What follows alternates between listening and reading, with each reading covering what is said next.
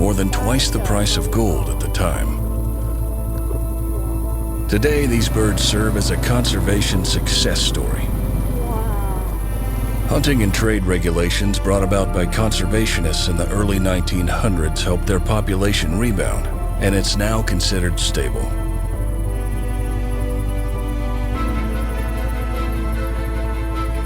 Watching these birds on local waterways can be peaceful and mesmerizing.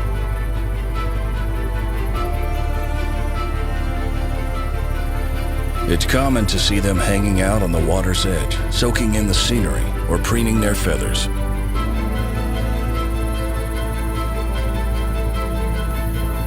While standing still, they keep their necks tucked close to their bodies.